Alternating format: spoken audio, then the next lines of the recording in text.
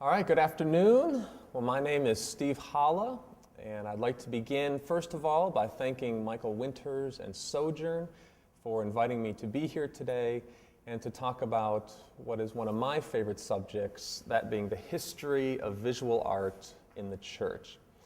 Now, I need to bring up right at the very beginning that when you come to this subject, this is a huge subject. It's very complex, it has a very diverse history. And so given the the time frame that we have today, there's really no way to do the subject justice. But what I'd like to do, hopefully, is to go over some general ideas with you so that hopefully after this lecture is over, it would give you some sort of basis upon which you could do further study and that you could continue to build upon it.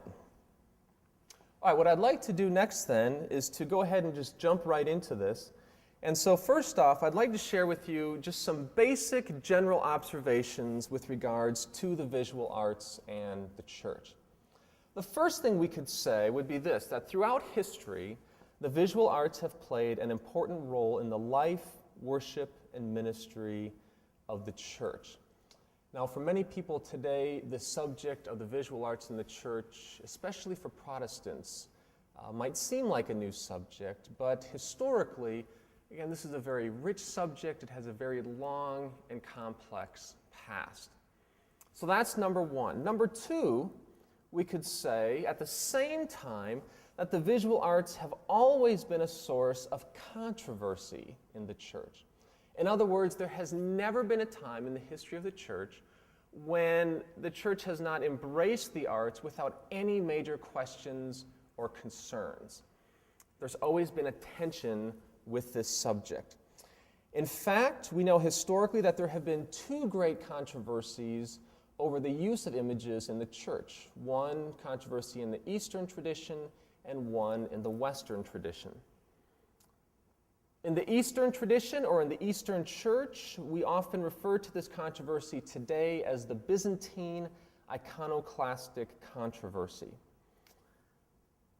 Likewise, in the Western church or in the Western tradition, we often refer to their controversy as the Protestant iconoclastic controversy. Now, it needs to be said that these controversies both had and continue to have a dramatic impact on how the church thinks about the nature and function of the arts. Number three. Throughout history, we know that the church has served as one of the most important patrons or supporters of the visual arts. And I think when you look at how the church has served as a patron of the arts, you could break it down into three separate categories. For example, we could say, number one, that the church has supported the arts financially. And this would be in the instance of the church commissioning works of art. In other words, the church has provided, throughout its history, opportunities for artists for work and service. A second way that the church has served as a patron of the arts, we could say that it has done so emotionally by encouraging artistic production. In other words, the church as an institution throughout its history has routinely celebrated, it has affirmed and advocated artistic creativity. And finally, a third way that the church has supported the arts, we could say it has done so theoretically. This by providing a biblical and theological basis for thinking about the arts. In other words, the church has given artists a worldview in which to both think about their work and to go about producing it. Today, the church is experiencing a renewal of interest in the arts, especially within Protestantism. Now, historically, we believe that this renewal first began in the 1960s, or around that time. Some important figures who helped to bring about the renewal included, for example, the German-American theologian Paul Tillich, the American theologian Francis Schaeffer, the Dutch art historian and Christian philosopher Hans Rookmaaker, and the American philosopher Calvin Zierfeld. And there are many others that we could add to this list, but here again, these are just some of the major figures who helped bring about this renewal of interest. Now, how do we know? How can we claim concretely that there is such a renewal that's taking place? Well, some evidence for the renewal, we could look at it this way. There has been an increase of art-related books and publications, conferences and seminars, church-sponsored art galleries and events, and seminary course offerings and programs. Thus, in almost every facet of the Christian life, there we are seeing signs of this renewed interest. Thus, when we come to this subject, it is a very important subject and one that has great relevance for us today. Let me transition here and let me jump right into the function of the visual arts. And what I'd like to do in talking about the function of the visual arts is to divide it into two separate parts or divisions. In this first part, what I'd like to do is to look at two general functions that the arts have played within the history of the church, and then in part two, to look at more specific functions that the arts have played.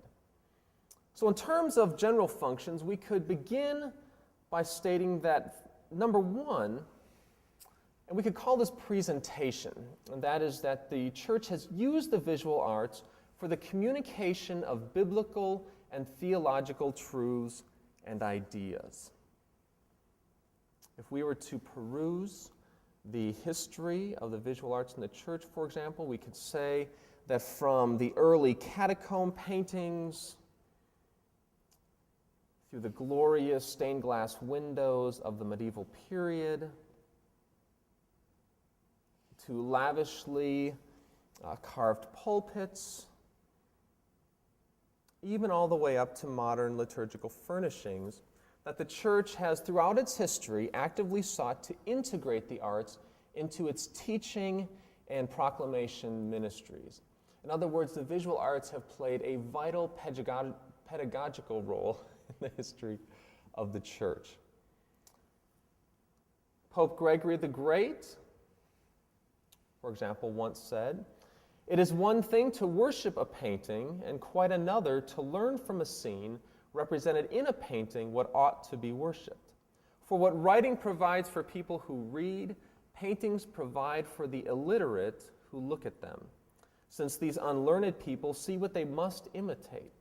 Paintings are books for those who do not know their letters, so that they take the place of books, especially among pagans."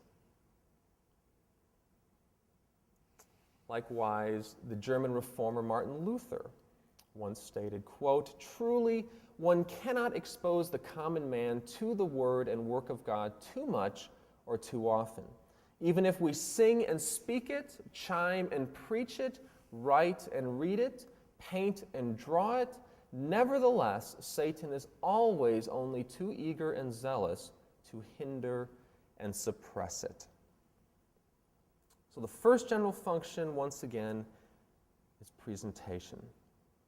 A second general function that we could identify would be preservation. This would include or entail the passing down of biblical and theological truths and ideas from one generation to another. Barring any sort of natural disaster or human interference, the durable nature of such materials as stone, wood, and glass generally outlasts the artists who created them or who worked with them. Thus, by working in the visual arts, the church has been able to pass down a physical testimony of its teachings and doctrines. To get a great example of this, if you ever get a chance to travel overseas, all you have to do is visit some of the great cathedrals that are still standing. And by looking at the various sculptures, the stained glass windows, you can instantly at least gain a glimpse into the spiritual life of that age. So our two general functions we could identify as presentation and preservation. Now I would like to jump and look more in depth into some specific functions of how the visual arts have been used in the church. So number one, we can begin with promotion. And here what we're thinking about would be the advancement of very particular biblical and theological truths and ideas. A great example of how this promotion element can be found within the church is to look at the events surrounding both the Protestant Reformation and the Counter-Reformation. So if we begin, for instance, with the Protestant Reformation, we can take a look at the artist Lucas Cranach. A little bit about Lucas Cranach. Who was he? Well, he was an important German artist of the Northern Renaissance. He has been called the picture maker of the Protestant Reformation. He's also been called the greatest painter of the Protestant Reformation. And we know historically that he shared a very close relationship with the reformer Martin Luther. For example, we know that he and his wife served as witnesses at Luther's wedding. He served as godfather to one of Luther's children and vice versa. He financed the money to publish Luther's translation of the Gospels. In fact, you could say, and I think some historians would allude to this, that Lucas Cranach played a vital, pivotal role in the success of the Reformation. Cranach also produced numerous portraits of Luther, as well as Luther's wife, parents, and children. So he has left us a rich visual legacy of Luther and his family. Now, one of Luther's main theological themes was knowing the difference between the law and the gospel. Luther states, "This difference between the law and the gospel is the height of knowledge in Christendom. Every person and all persons who assume or glory in the name of Christian should know and be able to state this difference." On another occasion, Luther states this, "Where these two teachings, the law and the gospel, stay bright and clear and are correctly understood, there the sun and the moon, the two great lights which God has created to rule the day and the night, send forth their rays. Their light and darkness can be distinguished as long as these two lights shine. One can distinguish day from night, light from darkness. But when these two lights are gone, nothing but night and blindness and darkness prevail." Given the importance of this theme for Luther, it should come as no surprise that the theme of law and gospel was represented in everything from independent panel paintings to altarpieces to Bible illustrations to pulpit decorations. The scholar John Dillenberger notes, for example, that the theme of law and gospel represents the fullest expression of Reformation art. So to give you an example of this, I have here on the screen an image created by Lucas Cranach specifically to deal and to try to communicate or present these ideas of law and grace. A little bit about the iconography of this image. That depicting the law is usually contained on the left side, as it is here. Some images that typically will accompany the law, for example, will be images of God as a ruler and a judge. You'll have Adam and Eve, or a depiction of the fall. You'll have death and the devil chasing a sinner into hell. And in fact, if you look in the lower corner, you can even see the flames shooting up out of hell. And then you will typically have an image of Moses and the law. Now, in contrast, on the right side, you will usually have the gospel. Some images that are typically included here would be such things as the Annunciation, the crucifixion, the Paschal Lamb, the resurrection, the destruction of death and the devil, and typically an image of John the Baptist pointing to the crucifixion. The two sides are usually divided by a tree, and you'll notice even in this image that on the side of the law, the tree is leafless, it is dead, but if you look on the right side, the tree has leaves, it is full, it is alive, it is beaming with life. Note, however, that the brazen serpent is sometimes shown on the left and sometimes it is shown on the right. And so here are a couple more examples of these types of images. And what you'll notice is that while a few things might change in terms of the slight compositional elements, the overall composition remains the same. Another popular law and gospel scene was that of Jesus and the woman caught in adultery. Martin Luther once stated, with regards to the event, that this was given to us, quote, to show the clear distinction between the law and the gospel, or between the kingdom of God and that of this world. In Christ's realm, no punishment is to be found, but only mercy and forgiveness of sins. Whereas in the realm of Moses and the world, there is no forgiveness of sins, but only wrath and punishment, for he who sins is to be stoned and killed. And so we see here an example of such a work, again coming from Lucas' Chronic. So the popularity of the law and gospel themes in the Reformation. Now, if we jump side, so to speak, and look at the Counter-Reformation, we'll see the same type of thing occurring. A little bit about the Counter-Reformation. This was done in response to the Reformation. The Roman Catholic Church convened for 3 periods between 1545 and 1563. And they did so to define Catholic positions and to encourage reform. During this time, the Catholic Church, one of the things that it did was that it reaffirmed the power of religious images, or the power of the use of, in particular, visual images in the church. And the reasoning behind the power of images went something like this.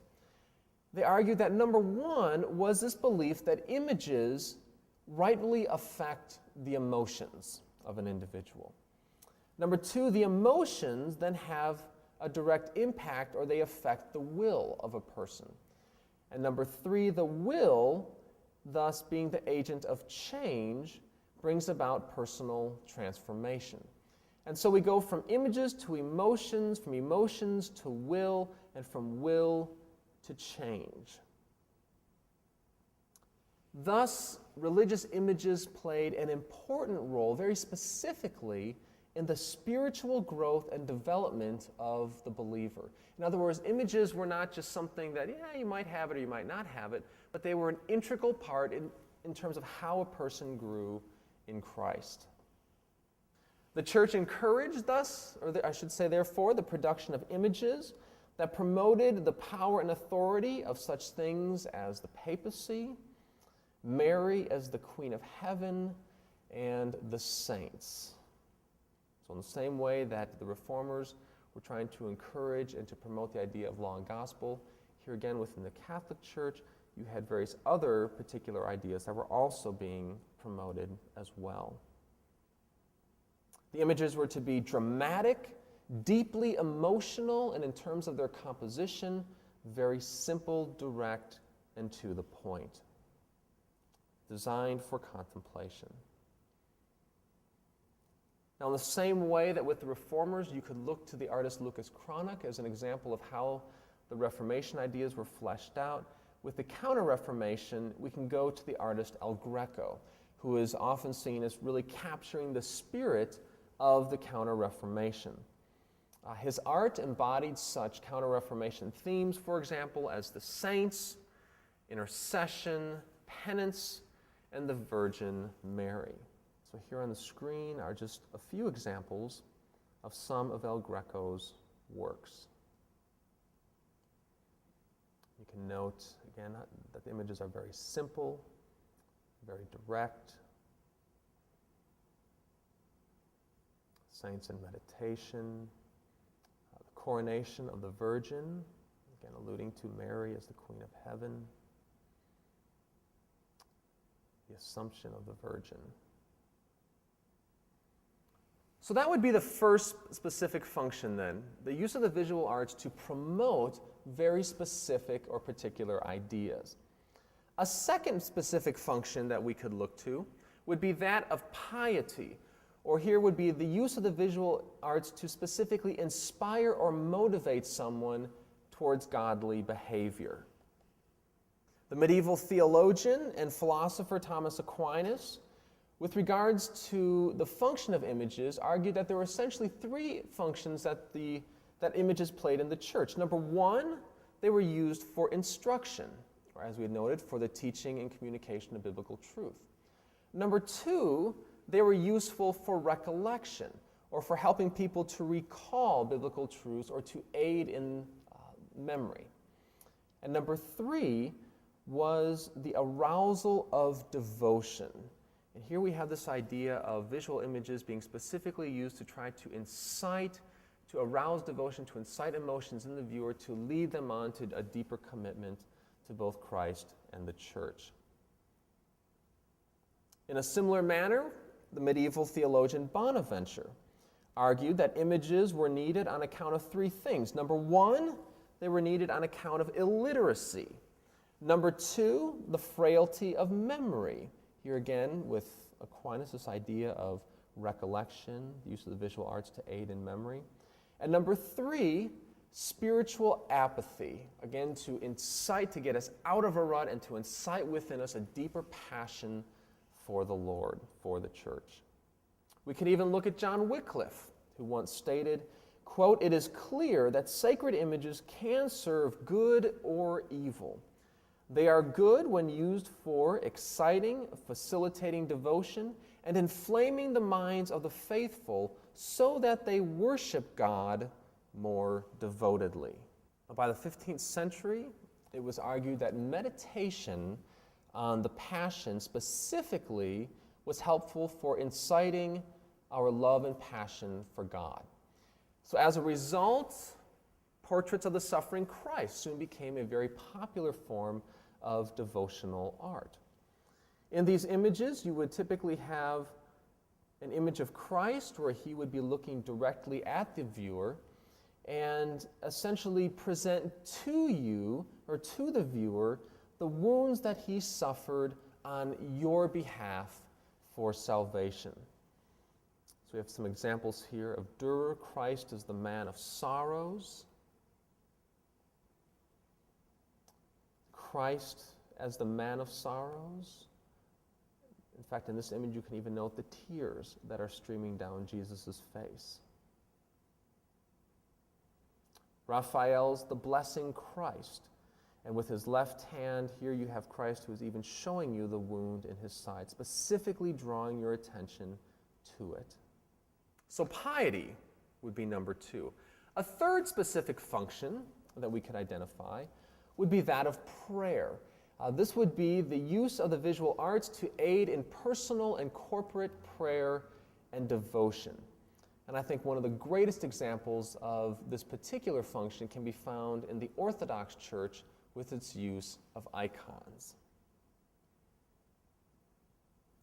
A definition of icons, we could define it this way, that these are small paintings of Christ, the Virgin Mary, or saints that are specifically used in prayer.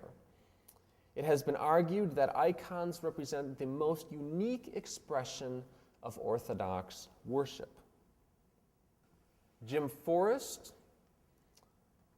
states this: "Wherever an icon is set, that place more easily becomes an area of prayer. The icon is not an end in itself, but assists us in going beyond what can be seen with our physical eyes into the realm of mystical experience." Now, there's a great historical example of this, of how simply the mere presence of an icon can almost instantaneously transform any place into a place of worship and prayer. And this event involves the icon of the Virgin of Vladimir. And essentially what happened is that the icon of the Virgin of Vladimir was removed by the Soviet government from a church and placed into an art gallery.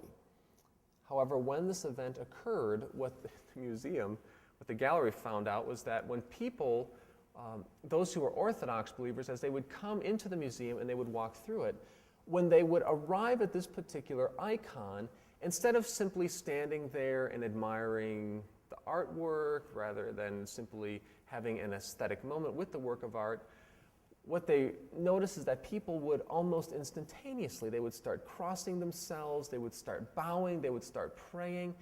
They would essentially begin to have a very external, worshipful service right in front of that icon. Needless to say, this kind of upset those working in the gallery a little bit, and so efforts were put in place to try to stop this from happening, to keep those Orthodox believers from turning this place into a house of worship. But from what we know historically, that they were not always successful in doing so. As a result, then, tourists became worshipers. Leonid Uspensky states, quote, "The ultimate value of an icon lies in its significance for the spiritual life of the worshiper. This fact alone distinguishes the icon from any other art form." Likewise, the monk and icon painter Father Zinnan states, "They are not civil paintings. They aren't for museums. They aren't decorations. They are a reflection that God became man. They are holy doors." In much the same vein, icons have also been called, quote, "windows to heaven," theology written in words and images, and the gospel expressed in artistic form.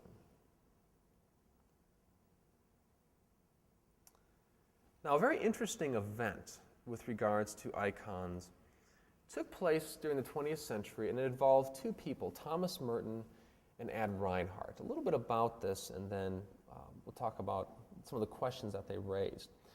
We know that in 1936, for example, that Merton first became acquainted with Reinhardt, who was a noteworthy artist, as a student at Columbia University. From 1936 to 1941, Merton and Reinhardt essentially became very trusted friends and close confidants. In 1941, Merton entered the Abbey of Our Lady of Gethsemane in Trappist, Kentucky, to pursue the life, to pursue a monastic life. In contrast, Ad Reinhardt continued painting, continued working as an artist, and from the late 1950s onward, nearly all of his paintings followed the same basic format. They were 60 inches square. The composition consisted of 9 equal squares that formed a central cross or plus pattern, and the color scheme was black. Ad Reinhardt once said about these paintings, quote, "I'm merely making the last painting which anyone can make." So fast forward a couple years to 1956. And in a letter written to Reinhardt, Merton will ask Reinhardt for a small black painting. In other words, he will ask Reinhardt if it was possible that Reinhardt could send to him one of these images. Well, a year goes by, and eventually Reinhardt sent Merton one of these small paintings, and upon receiving it, Merton recorded the following in his journal. Quote, "Invisible cross on a black background, as though immersed in darkness and trying to emerge from it. Seen in relation to my other object, the picture is meaningless, a black square without purpose. You have to look hard to see the cross. One must turn away from everything else and concentrate on the picture as though peering through a window into the night. The picture demands this or is meaningless, for I presume that someone might be unmoved by any such demand. I should say a very holy picture helps prayer, an image without features to accustom the mind at once to the night of prayer, and to help one set aside trivial and useless images that wander into prayer and spoil it." A few years later, while lecturing to a group of novices on art and beauty, in 1964, Merton stated this. This is one of my favorite statements from Merton about Reinhardt's black paintings. He states, quote, "When you have a Reinhardt picture in the room, you have to either look at it, or if you look at something else, you can't see it. But if you want to look at it, you have got to put aside everything else and look at this picture. You could look at it for days, months, years. You don't see anything. It's amazing."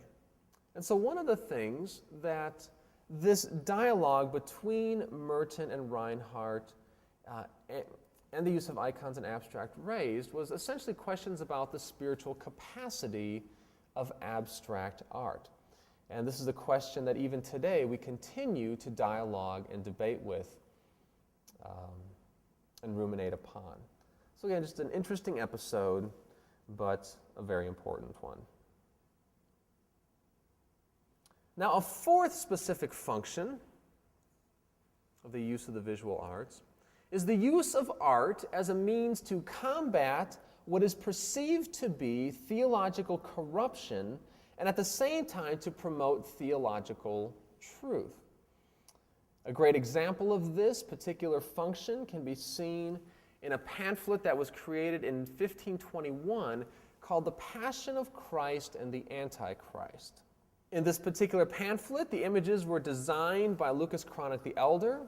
Once again, we had already previously talked about him, while the text was written by the reformer Philip Melanchthon.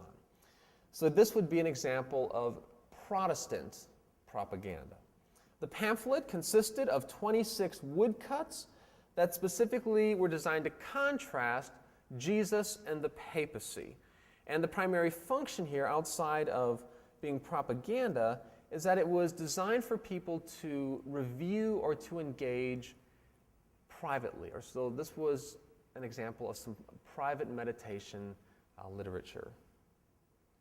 So on the screen, I'll put up a couple examples of what this looked like. So in this first image, or this first screen, I should say, you have two images. The image on the left shows Jesus, who is kneeling on the ground, and he is washing the feet of a disciple. And then on the other side of the page, you have an image of the papacy, who is seated high on a throne, and you have people bowing down at his feet. Again, this visual contrast between the two. The second image, on the left, we have Jesus, who we see he is carrying his cross, and he has fallen under the weight of his cross, whereas on the opposite side, we have the papacy, who is being paraded through the streets, and he is being carried by those around him. And in this last image, and a very powerful image, and here you really see the propaganda come out. On the one side, you have Christ, who is shown ascending into heaven, and on the opposite side, you have the papacy, who is being cast down into the flames of hell, being thrust down by demons and the like.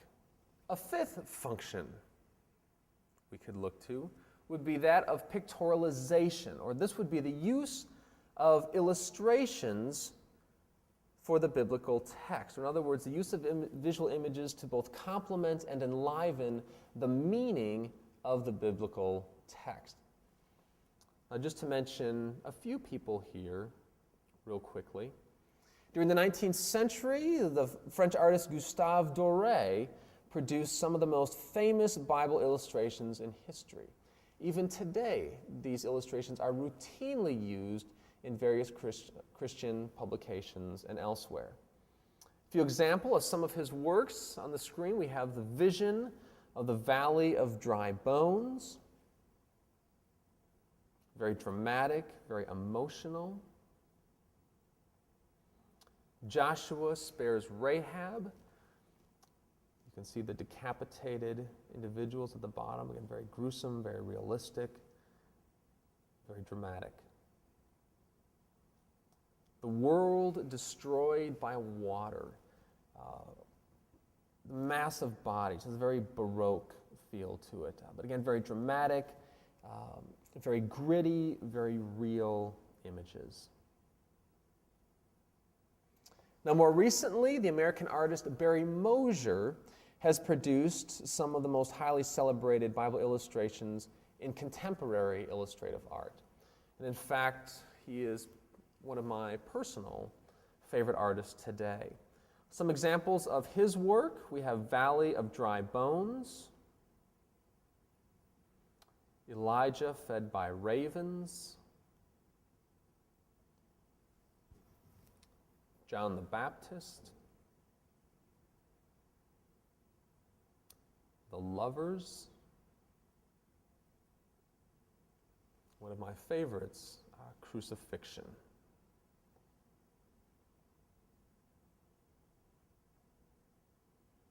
So a quick summary then of the things that we talked about today. We can reiterate that, once again, throughout history, the visual arts have played an important role in the life, worship, and ministry of the church. We looked at two general functions, those being presentation and preservation, as well as some specific functions. We looked at, for example, promotion, piety, prayer, propaganda, and pictorialization. Now, all I've done today is simply given you a few of the specific functions. There are numerous other functions that one could talk about. For example, if we had more time, we could talk about the idea of protection, or the belief in images to ward off evil and serve as a conduit of divine power. One could also talk about simple decoration, or the general beautification of sacred space. We could also talk about evangelism, or the use of art specifically in the preaching of the gospel. I think even just right now of the wordless book in this instance. We could also look at liturgy, or the use of the visual arts, more specifically liturgical furnishings and objects such as altarpieces, again in their role in the worship service. So there are numerous other directions one could go with this, but hopefully what we've done today is to give you at least a few of these functions, and again a basis upon which one could conduct some further research and study. But I would like to leave you, though, with one final thought. And that is that if you were to go all the way back to the early church and work your way up all the way to the present, there has always been, and there always will be, a central tension in this subject. And the tension will be this: it will be between the enjoyment of art versus the worship of art. In other words, this tension that we've often struggled with is, how do you know when you cross that line from simply enjoying something or enjoying the visual arts, and you begin to take it too far and you begin to worship that thing, or you begin to worship art, and it actually becomes something that is idolatrous. Now, historically, the church has really dealt with this tension in two ways. There have been those, for example, who believe that this tension is too great, and thus the best thing to do is to keep visual art out of the church, so that we do not have that opportunity to fall into idolatry.